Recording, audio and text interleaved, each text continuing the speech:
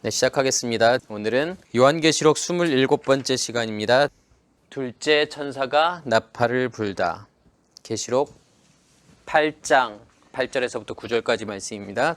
둘째 천사가 나팔을 부니 불붙는 큰 상과 같은 것이 바다에 던져짐에 바다의 3분의 1이 피가 되고 바다 가운데 생명 가진 피조물들의 3분의 1이 죽고 배들의 3분의 1이 깨지더라. 아멘. 네, 지난 시간에는 첫 번째 천사가 나팔을 불게 되니까 어떤 일이 일어났죠? 피 섞인 우박과 불이 나와서 땅에 떨어짐에 땅의 3분의 1이 다 타버리게 됐죠. 그리고 나무의 3분의 1도 타버리고 또 각종 푸른 풀들이 다 타버리게 되죠. 그래서 이게 무엇을 의미한다고 제가 말씀을 드렸죠. 첫 번째 천사부터 일곱 번째 천사가 나팔을 불 때 밖에서 뭔가가 임하게 되잖아요. 그렇죠? 그러니까 첫 번째 천사가 나팔을 불 때는 피 섞인 우박과 불, 그 다음에 두 번째 천사가 나팔을 불 때는 불붙는 큰 산과 같은 것. 그러면 이러한 것들이 지금 무엇을 의미하는 걸까요? 사실은요. 우박과 불. 그러면은 우박은 말씀이잖아요. 그러니까 말씀이 우박으로 내린다라고 하는 것은 말씀이 심판하는 거잖아요. 그리고 불이잖아요. 그러면 물과 불, 누구를 의미하는 거죠? 쉰하고 맴이니까 쉔, 이름, 예수를 이야기하는 거잖아요. 일곱 나팔이 분다라고 하는 것은 우리가 밖에 있는 예수 그리스도를 통해서 그 말씀을 통해서 우리의 옛사람이 어떻게 심판을 받는지를 설명하는 거란 말이에요. 그래서 사실은 일곱 나팔을 부는 것의 주체, 그러니까 주인공이 누구냐면 그래서 예수라는 거예요. 그 예수에 의해서 내가 어떻게 의식이 변화가 되느냐. 다른 말로 이야기하면 광야에서의 누구를 상징하는 거냐면 모세를 상징하는 거예요. 그래서 이스라엘 백성들이 광야 40년을 산다라고 하는 것은 뭐예요? 사실은요. 심판을 받는 거잖아요. 그 심판에 의해서 뭐가 죽게 돼요? 1세대들이 다 죽게 되잖아요. 그게 옛사람의 의식이 심판을 받는 거란 말이에요. 누구에 의해서요? 모세에 의해서요. 그리고 모세는 떠나가게 되잖아요. 죽게 되죠. 그리고 그 다음엔 누구에 의해서요? 여호수아에 의해서. 이걸 잘 생각해 보면 일곱 나팔이라고 하는 것은 결국은 광야에서 모세에 의해서 심판을 받게 되는 것. 그리고 일곱 대접은 뭐냐면 이제 광야에서 가나안 땅으로 들어가서 그래서 뭐가 해결이 되는 거죠? 가나안 칠족속이 해결이 되는 거잖아요. 근데 그걸 생각하시면 돼요. 그래서 일곱 나팔이 부러지는 것은 예수에 의해서 우리의 의식이 어떻게 바뀌는지. 근데 일곱 나팔이 부러질 때는 3분의 1씩이 해결이 되잖아요. 결국은 전부 해결이 되기 위해서는 내가 어떠한 상태여야 된다는 거죠? 밖에 있는 말씀이에요, 예수는요. 그 말씀에 의해서 3분의 1이 해결이 되는 거잖아요. 그리고 그 예수는 떠나가는 거죠. 그러면 누가 오는 거예요? 그리스도가 다시 오시는 거잖아요. 우리의 왕으로요. 그러면 그렇게 그리스도와 연합된 존재가 되어서 나머지 것들을, 나머지의 의식들을, 옛사람의 의식들을 어떻게 하는 거죠? 해결하는 거잖아요. 그게 일곱 대접의 심판이잖아요. 그러니까 그걸 이해하시면 좋을 것 같아요. 그래서 오늘 이제 두 번째 천사가 나팔을 불잖아요. 사실은 오늘도 지난 시간에 했던 말씀과 비슷할 수 있어요. 근데 약간의 주체가 좀 다를 뿐이에요. 지난번에는 어디를 심판하는 거죠? 땅을 심판하는 거잖아요. 땅이라고 하는 것은 우리의 영역이잖아요. 나라는 존재. 근데 어떤 땅이냐면 그 땅은 무엇으로 둘러싸여 있는 땅일까요? 먼저는요. 율법의 말씀으로 둘러싸여 있는 땅이란 말이에요. 그런데 그 율법의 말씀들이 다 물러가게 되고 거기가 마른 땅이 되는 거잖아요. 그게 광야인 거고 그 마른 땅이 다시 무슨 땅으로 바뀌는 거죠? 가나안 땅으로 바뀌는 거잖아요. 가나안 땅으로 바뀌었다라고 하는 것은 그 땅이 뭐가 됐다는 거죠? 우리의 기업이 되는 거잖아요. 그러면 오늘은 지금 어디를 지금 심판하는 거냐면 얌을 심판하는 거예요. 바다를 심판하는 거잖아요. 그러니까 바다라고 하는 것은 뭘까요? 성경에서요. 바다 그러면 윗물이에요? 아랫물이에요? 아랫물이죠. 그리고 그 물은 마실 수 있는 물일까요? 없는 물일까요? 마실 수 없는 물이죠. 거기 나온 사람들은 마실 수 없는 물이에요. 그런데 그 가운데 있는 사람들은 거기에서 그 물을 마시면서 살고 있죠. 그렇지만 거기서 나온 사람들은 다시 거기로 돌아갈 수 없는 거죠. 다시는 마시면 안 되는 물이에요. 그래서 이 물을 무엇이라고 이야기하는 거냐면 율법이라고 이야기를 하는 거죠. 바다는 사실은 뭐냐면 지난 시간에 땅하고 사실은 비슷한 개념일 수도 있어요. 그러니까 바다라고 하는 것은 땅이잖아요. 땅인데 무엇으로 덮여 있는 땅이죠? 바닷물로 덮여 있는 땅이잖아요. 왜냐하면 그 바다 밑은 사실은 전부 다 뭐예요? 땅이잖아요. 근데 뭐가 덮고 있는 거냐면 바닷물이 덮고 있는 거예요. 지난 시간에 땅도 마찬가지로 제가 무엇이 덮고 있는 땅이라고요? 바닷물이 덮고 있는 땅이잖아요. 그래서 성경은 그것을 공허하다고 이야기하고 그것을 호셰크, 어둠이라고 이야기를 하잖아요. 지금 두 번째 천사가 나팔을 불 때 뭐가 나오냐면 바다가 나온다고 그랬잖아요. 바다가 나오고 또 바다 가운데 생물이 나오잖아요. 그러니까 바다가 심판을 받는 거고 바다 가운데 있는 생물이 심판을 받는 거고 또 뭐가 심판을 받는 거냐면 배가 심판을 받는 거잖아요. 거기 있는 배가요. 그래서 3분의 1씩 바다의 3분의 1이 뭐가 되죠? 피가 되죠. 그리고 바다 가운데 생물들의 3분의 1이 죽게 되죠. 그 다음에 배의 3분의 1이 깨지게 되잖아요. 없어지게 되죠.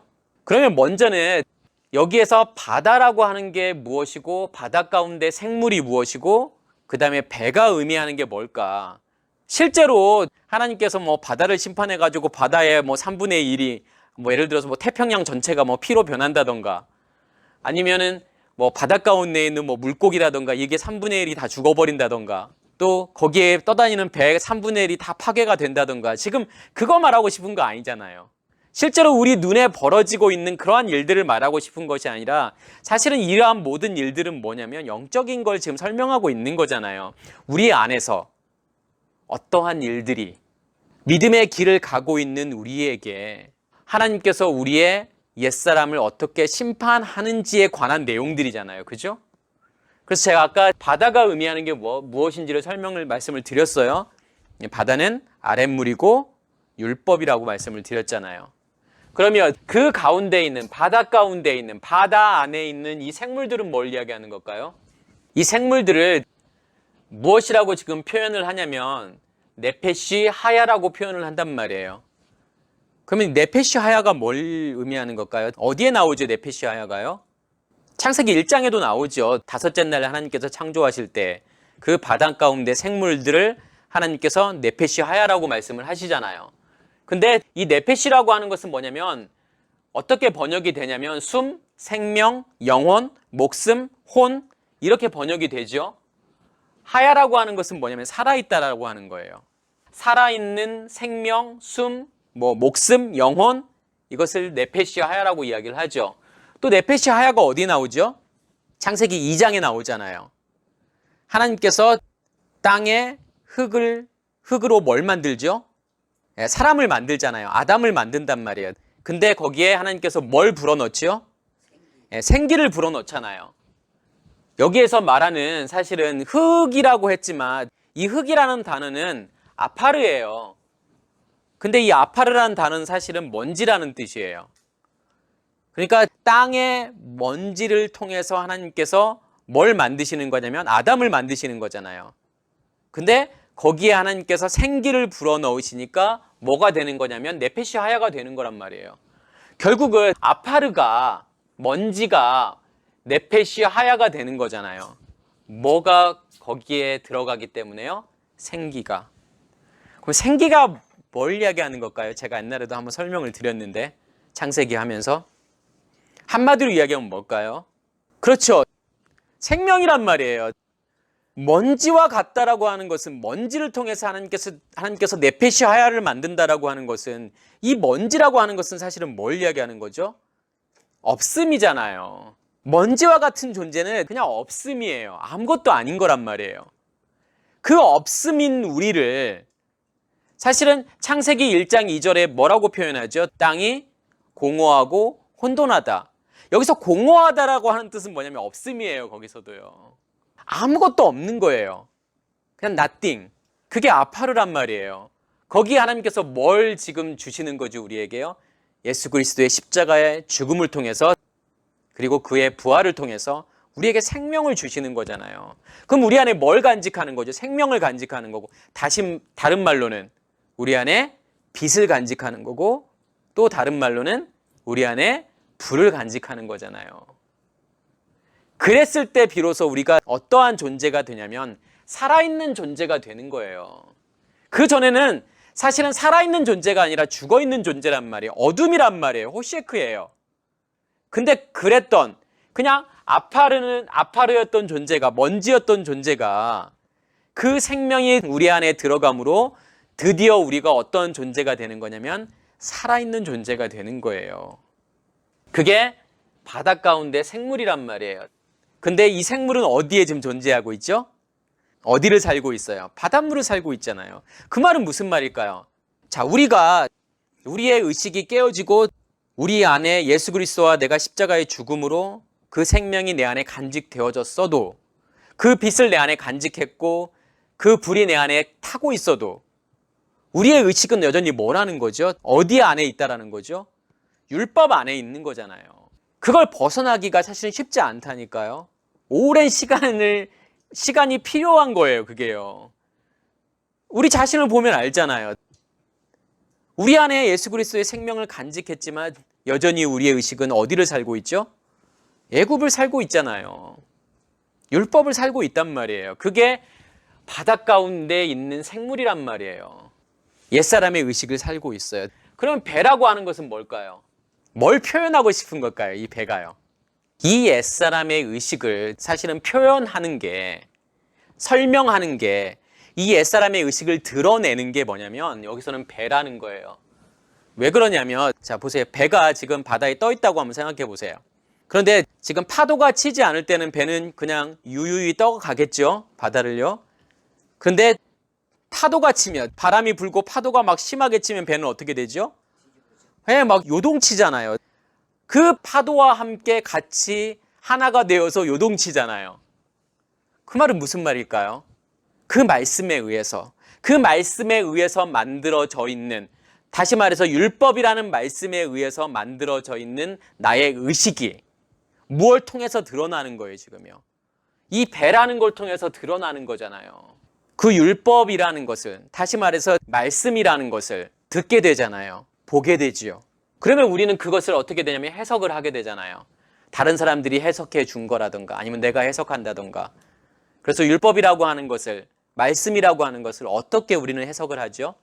뭐라고 해석을 하죠? 선악으로 해석을 하잖아요.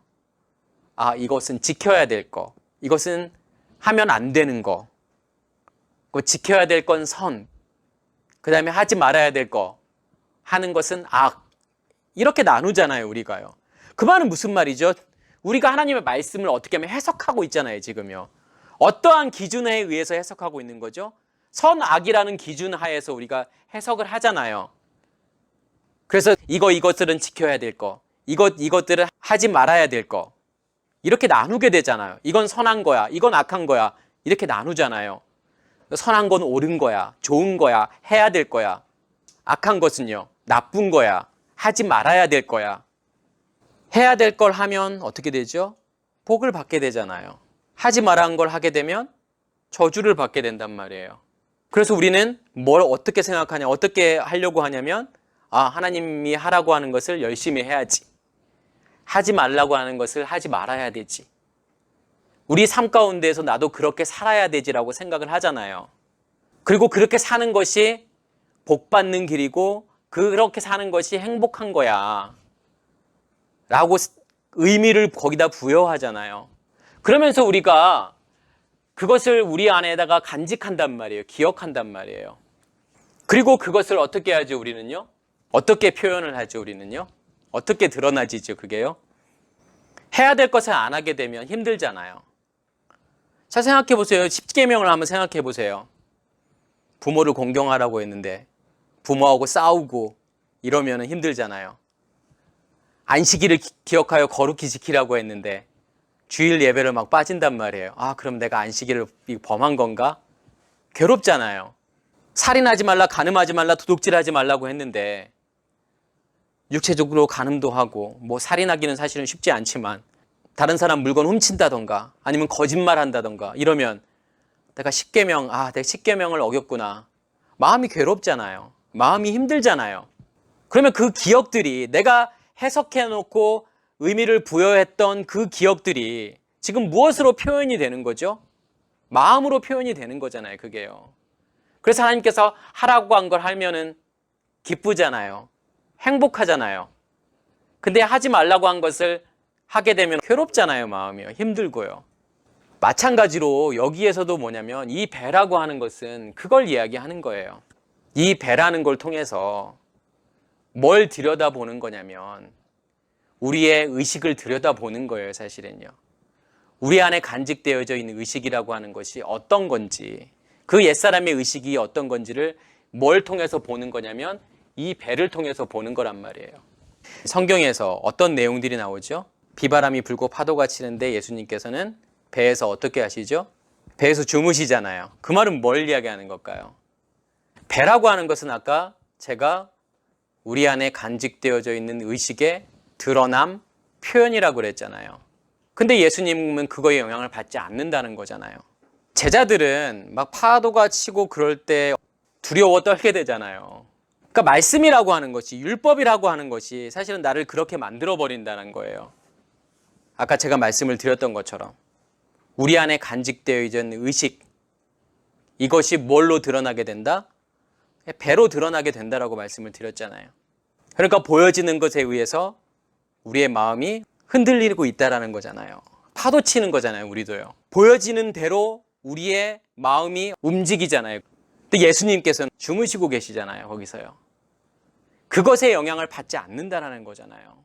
그러니까 옛사람의 의식에, 율법의 의식에 영향을 받지 않는다라는 거잖아요. 그리고 예수님께서는 어떻게 하죠? 물 위를 어떻게 하죠? 네, 물 위를 걸어가시잖아요. 그 말은 뭘 이야기하는 걸까요? 뭐가 그렇게 만들까요? 뭐가 그렇게 아랫물과 분리된 삶을 살아갈 수 있게 만들까요? 율법과 분리된 삶을 살아갈 수 있게 만들까요? 예수님이 물 위를 걷는 사건은 항상 어떤 사건 뒤에 나오죠? 오병이어 사건 뒤에 나오잖아요. 그럼 뭐가 우리를 그렇게 만든다는 거죠? 물 위를 걷게 만든다는 거죠? 양식이요. 어떤 양식이요? 하나님께서 주시는 양식, 하나님께서 주시는 말씀이 율법의 말씀이 아니라 진리의 말씀이 나로 바다와 분리된, 율법과 분리된 삶을 살아가게 만든다는 거잖아요. 그 산상수훈에 보면 어떤 말씀이 나오죠? 보물이 있는 곳에 네 마음이 있다라고 말씀하시잖아요. 그 말은 무슨 말이죠? 보물이 있는 그곳이 뭐다? 너의 마음이다라는 거잖아요. 그러면 우리의 마음을 움직이는 건 결국은 뭐라는 거예요? 보물이라는 거잖아요. 그럼 보물은 뭘 이야기하는 걸까요? 여기서의 보물은 예수 그리스도를 이야기하는 거잖아요. 그리스도의 의식이잖아요. 그 의식이 있는, 사실은 의식이라고 하는 것은 마음이에요. 똑같은 거예요, 사실은요. 아까 제가 말씀을 드렸잖아요. 의식이 표현되지고 드러나져 있는 것이 뭐냐면 마음이라고 그랬잖아요. 그러면 의식이나 사실은 뭐냐면 마음이나 같은 거란 말이에요. 그러면 의식이 있는 곳에 뭐가 있는 거냐면 마음이 있는 거란 말이에요. 그럼 우리가 옛사람의 의식으로 살고 있으면 그 의식이 있는 그곳이 뭐냐면 우리의 마음이잖아요. 그러면 그 옛사람의 의식에 지배를 받고 우리가 살아간다라는 거잖아요. 우리의 뭐가요? 우리의 마음이요. 우리의 마음이 왜 슬프고 불안하고 걱정, 근심 이런 거 왜 있을까요? 뭐가 우리의 마음을 지배하고 있기 때문에 그럴까요? 옛사람의 의식이요. 율법이요. 옛사람의 의식이 우리를 지배하고 있기 때문에, 우리의 마음을 점령하고 있기 때문에 우리의 마음이 흔들린단 말이에요. 계속요. 파도 치듯이요. 불안하고요. 슬프고요. 우울하고요. 그러면 그 의식이 우리 안에서 간직되어지잖아요. 기억되어지잖아요. 그러면 그것이 뭐다고요? 그게 마음이 되잖아요. 우리 안에 무슨 의식으로 채워져 있으면, 그리스도의 의식으로 바뀌게 되면 그 의식이 있는 그곳이 우리의 뭐가 되죠? 우리의 마음이 되잖아요. 그러면 우리가 무엇으로 살아가는 거죠? 어떤 마음으로 살아가는 거죠? 그리스도의 의식을 품은 마음으로 살아가잖아요. 그래서 어떤 것에서도 우리가 흔들리지 않는단 말이에요. 파도치지 않는단 말이에요. 우리의 마음이요. 그렇기 때문에 예수님께서 그렇게 파도치는 배 안에서 주무시고 있는 것처럼 우리도 그러한 삶을 살 수 있다라는 거잖아요. 영향을 받지 않는다라는 거잖아요. 보여지는 것에 영향을 받지 않는 거잖아요. 환경에 영향을 받지 않는 거잖아요. 그게 뭐냐면 그리스도의 마음인 거예요. 그게요. 그래서 그리스도의 의식이 뭐냐면 그리스도의 마음인 거예요. 그럼 우리는 어떠한 의식을 가지고 있느냐가 어떠한 마음으로 살아가느냐하고 똑같다라는 거잖아요. 그죠? 옛사람의 의식인지 아니면 우리가 그리스도의 의식으로 바뀌어서 그리스도의 의식으로 살아가고 있는지를 보셔야 되는 거예요. 그래서 우리의 마음을 들여다보면 나 자신이 보이잖아요. 왜냐하면 마음은 나의 의식의 표현이라고 말씀을 드렸잖아요. 아, 내 의식이 지금 이런 의식으로 살아가고 있구나. 아직도 내 안에 율법이라는 의식이 내 안에 자리 잡고 있구나. 그렇기 때문에 이런 마음으로 내 안에 드러나지게 되는구나라는 것을 알게 되잖아요. 그래서 내 마음을 잘 들여다보셔야 되는 거예요. 그러면 나의 모습이 보이게 되잖아요. 그런데 여기에서 보면 이 바다에 뭐가 지금 던져지게 되죠? 불붙는 큰 산과 같은 것이 지금 던져지게 되잖아요. 지금 불붙는 큰 산에서 뭐가 나오죠? 결국은요, 불하고 산이 나오잖아요. 그럼 여기서 불하고 산이 의미하는 게 뭘까요? 성경에서 불, 산 그러면 누구의 임재를 의미하는 거죠? 하나님의 임재를 의미하는 거잖아요. 하나님의 임재 그러면 우리가 딱 누가 떠올라야죠? 아, 예수잖아요. 예수는 하나님의 임재잖아요. 산이라고 하는 것은 성경에서 어떤 곳이죠? 성전이 있는 곳이잖아요. 거기가 무슨 산이죠? 모리아 산이잖아요. 그리고 예수님께서 말씀을 가르쳤던 곳이고, 그러면 거기에서는 말씀이 있는 곳이잖아요. 가르침이 있는 곳이잖아요. 그리고 십계명을 어디서 받게 되죠? 산에서 받게 되잖아요. 그러면 거기에도 뭐냐면 말씀이 있는 곳이잖아요. 또 산에서는 어떤 일들이 이루어지죠? 우상 숭배가 이루어지잖아요. 또 성전이 있는 곳이고 말씀이 있는 곳이잖아요. 그러면 성전, 말씀, 그러면 지금 이 산이라고 하는 것이 누구를 상징한다? 예수를 상징하는 거잖아요. 근데 그 예수라는 것을 우리가 어떠한 시각으로 보게 되면, 어떠한 의식으로 보게 되면, 율법의 의식으로 보게 되면, 옛사람의 의식으로 보게 되면 그 예수는 뭐가 된다고 말씀을 드렸죠? 우상이잖아요. 그렇기 때문에 산에서 뭐가 이루어지냐면 우상 숭배가 이루어진단 말이에요. 그러면 지난 시간도 마찬가지잖아요. 우박, 불, 그러면 누구를 상징한다? 예수. 그 예수에 의해서 우리의 옛사람의 의식이 깨어지는 거란 말이에요. 죽는 거란 말이에요. 오늘 말씀도 마찬가지예요. 여기서 불붙는 큰 산과 같은 것이라고 하는 것은 결국은 하나님의 임재를 이야기하는 거고, 결국은 하나님의 임재의 상징 누구죠? 예수를 이야기하는 거잖아요. 그럼 예수가 지금 어디에 던져지는 거지 지금요? 바다에 던져지는 거란 말이에요. 그건 뭘 의미하는 걸까요? 예수가 바다에 던져지는 사건. 성경에 보시면 너희가 믿음이 있고 의심하지 않으면 이 산을 들어 바다에 던지우라 해도 될 거라고 말씀을 하시잖아요. 그 말은 뭔 말이죠? 예수님께서 지금 뭘 설명하면서 그 이야기를 말씀하시는 거죠? 무화과 나무를 예수님께서 저주하시잖아요. 그러니까 무화과 나무가 어떻게 되죠? 말라버리잖아요.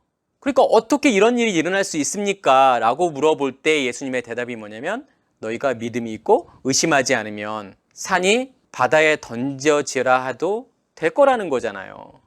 자, 무화과 나무가 마르는 건 뭘 이야기하는 거예요? 무화과 나무라고 하는 것은 성경에서 뭘 상징하는 거죠? 율법이잖아요. 왜냐하면 무화과 나무는 뭘 맺지 못하는 거죠? 열매를 맺지 못하는 거잖아요. 성경에서 열매라고 하는 것은 씨 가진 열매예요. 근데 무화과 나무는 사실은 무화과 열매는 씨 가진 열매는 아니에요. 제가 말씀을 드렸잖아요. 그죠? 꽃받침이 수수를 덮어버려서 만든 과일이 무화과 나무 그 과일이에요. 그래서 이 무화과 나무가 말랐다라고 하는 것은 결국은 무엇의 없어짐이죠? 아랫물의 없어짐인 거고 율법의 사라짐이잖아요. 그러면서 예수님께서 뭐라고 말씀하시냐면 너희가 믿음이 있고 의심하지 않으면, 자, 믿음이 있고 의심하지 않는다라고 하는 것은 뭐예요? 그 믿음은 뭐죠? 뭐가 믿음이에요? 믿음이 있다라고 하는 것은 어떤 상태가 믿음이 있는 거죠? 네페시 하야잖아요. 여기서 설명해 드렸던 것처럼 살아있는 존재. 내 안에 뭘 간직한 거죠? 예수 그리스도의 생명을 간직한 거잖아요. 믿음의 주체는 누구이기 때문에? 예수기 때문에.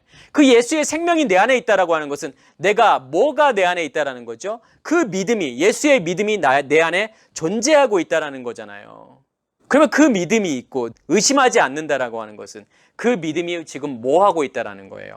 일하고 있다라는 거잖아요. 그러면 어떤 일이 일어난다는 거죠? 산이 어디에 던져지는 일이 일어나죠? 예, 산이 바다에 던져지는 일이 일어나잖아요. 산이 바다에 왜 던져져요? 뭘 바꾸기 위해서요? 바다를 바꾸기 위해서요. 아랫물을 무엇으로 만들어버리는 거예요? 율법의 물을 무엇으로 만드는 거예요, 지금요? 율법을 복음으로 만드는 거잖아요. 그게 바닷물이 변해서 먹을 수 없는 물이 먹을 수 있는 물로 변하는 거잖아요. 누구를 통해서요? 그 안에 누가 던져짐으로요? 예수가 던져짐으로요. 바다가 바뀌어버리는 거잖아요. 그게 무화과 나무가 마르는 사건하고 똑같은 사건이란 말이에요. 무화과 나무도 마찬가지잖아요. 아랫물이잖아요. 율법이잖아요. 율법의 물이 없어지는 거잖아요. 그러면 산이 바다에 던져져서 그 바다를 뭘로 만드는 거예요? 바꿔버리는 거잖아요. 먹을 수 있는 물로 바꿔버리는 거잖아요. 누가 그렇게 한다는 거죠? 예수가요. 내 안에 있는 그 믿음이요. 성경은 그것을 뭐라고 하냐면 기도라고 이야기를 하잖아요.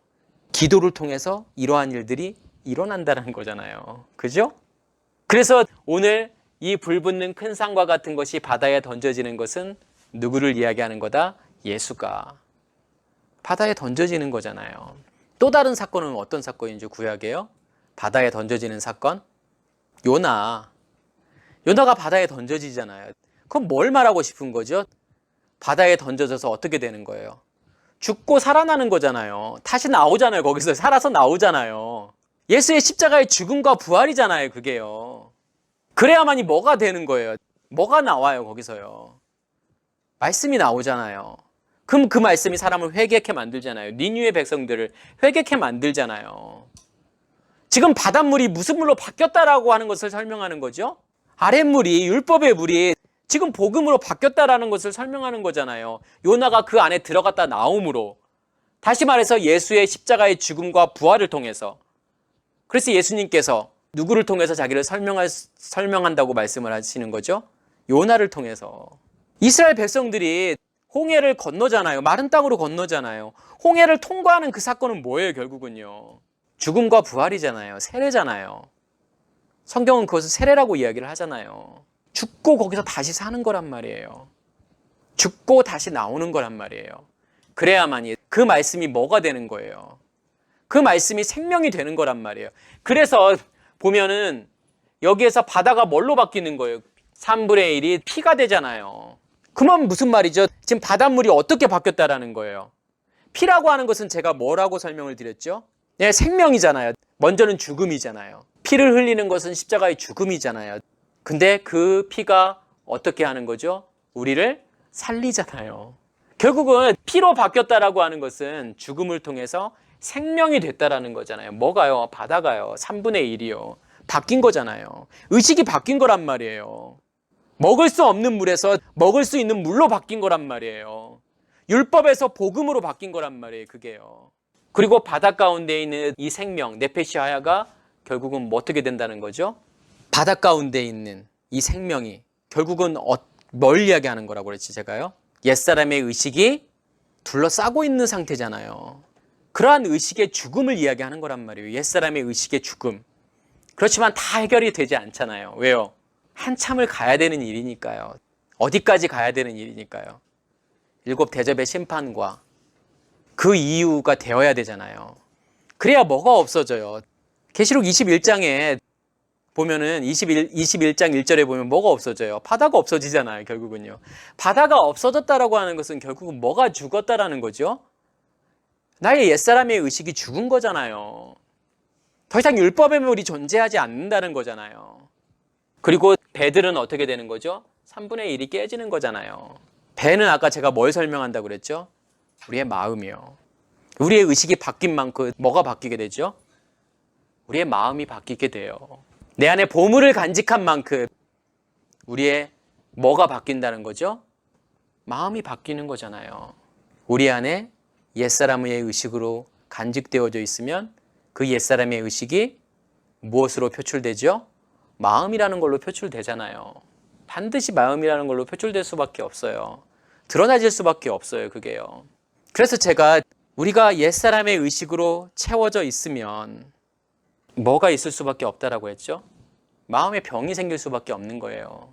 왜 그래요, 그게요? 뭐의 문제일까요? 의식의 문제예요. 무엇으로 우리가 간직되어져 있느냐의 문제예요. 어떤 것을 보고서 내가 그것을 해석하고 그것의 의미를 부여해서 어떤 결과물들이 만들어지잖아요. 의식이라는 게 만들어지잖아요. 그러면 그것을 내가 옛사람의 의식으로 율법이라고 하는 것은 제가 세상이라고 말씀을 드렸잖아요. 세상의 모든 가치 체계가 다 율법이라니까요. 그래서 세상은 뭐라고 계속 우리에게 이야기하죠? 경쟁에서 이겨야 해. 잘 먹고 잘 살아야 돼. 그게 행복한 거야. 그게 잘 사는 거야. 라고 이야기를 하잖아요. 그게 율법이란 말이에요. 그러면 우리는 모든 것을 다 그렇게 해석을 할 거 아니에요. 그렇게 의미를 부여할 거 아니에요. 모든 것에요.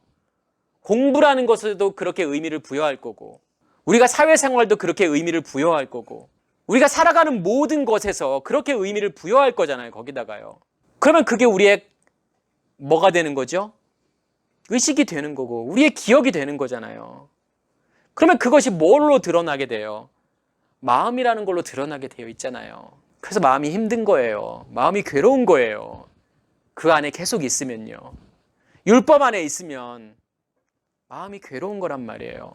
이 세상이라는 곳은요, 그런 곳이란 말이에요. 아, 정말 나는 이 세상에서 너무 행복해. 그런 사람들이 몇이나 될까요? 다 그렇지 않다니까요. 다 괴롭고 힘들어요. 우리가 몰라서 그래요. 돈 많으면 행복할 것 같잖아요. 많이 배우고, 좋은 직장 가지고 있고, 좋은 집에 살고 있고, 좋은 차 타고 있고, 그러면 우리는 행복할 것 같잖아요. 그렇지 않다니까요. 왜 그러냐면, 왜 우리가 마음이 힘드냐면, 그런 율법으로 우리 안에 의식이 만들어져 있기 때문에 그래요. 결국은 하나님께서는 뭘 하기를 원하시는 거냐면 그것을 심판하기를 원하신다니까요. 그런 우리의 의식들을 깨버리기를 원하신단 말이에요. 그래서 누구의 의식으로 바꾸기를 원하실까요? 그리스도의 의식으로 바꾸기를 원하신단 말이에요. 그래야만이 우리의 마음이 뭘 누리는 거죠? 평안을 누리게 돼요. 샬롬을 누리게 된단 말이에요. 샬롬으로 드러나게 된단 말이에요. 그리스도의 의식이요. 그곳이 우리의 마음이란 말이에요. 그 그리스도의 의식이 있는 곳이 곧 우리의 마음이란 말이에요. 그게 천국을 사는 거라니까요. 그래서 하나님께서 지금 7 나팔을 불어서 심판하시고 7 대접으로 심판하시는 거란 말이에요. 뭘 이루기 위해서요? 우리 안에 그 하나님의 나라를 이루기 위해서요. 천국을 이루기 위해서요. 이러한 일들이 저와 우리의 삶 가운데에서 온전히 일어나기를 간절히 소원합니다. 마치겠습니다.